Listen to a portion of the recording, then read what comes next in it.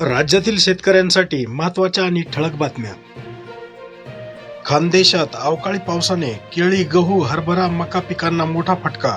पावसाची शक्यता कायम.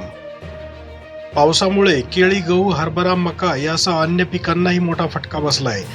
गैरहंगामी होत असलेल्या पावसाने पिकावर रोगराईचे संकट येण्याची भीती शेतकऱ्याकडून व्यक्त केली जात आहे. अवकाळीमुळे जनजीवन प्रभावित, रब्बीला फटका. यवतमाळ, अकोला, जळगाव, धुळे आणि नंदुरबार जिल्ह्यात शुक्रवारी अवकाळी पावसाने हजेरी लावल्याने जनजीवन विस्कळीत झाले. या पावसाचा रब्बी पिकांना मोठा फटका बसला आहे. पावसामुळे पिकांवर संकटाचे ढग. गेले काही दिवस सुरू असलेला थंडीचा जोर कमी होऊन शुक्रवारी पहाटेपासून या भागात अनेक ठिकाणी हलक्या ते मध्यम स्वरूपाच्या पावसाने हजेरी दिली. जल जीवन मिशन कामासाठी स्वतंत्र समिती.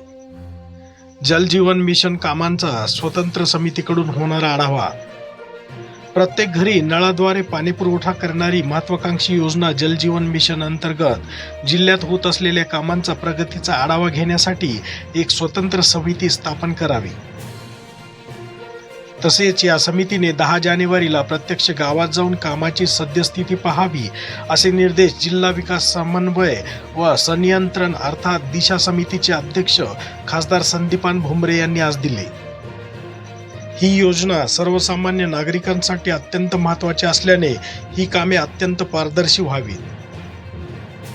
सोलापूर बाजारात नवी तूर खाते भाव.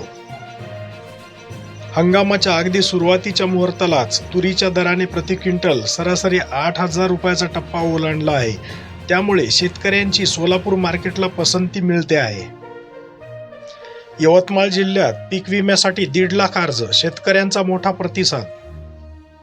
रब्बी हंगामासाठी शेतकऱ्यांनी पंतप्रधान पीक विमा काढला आहे.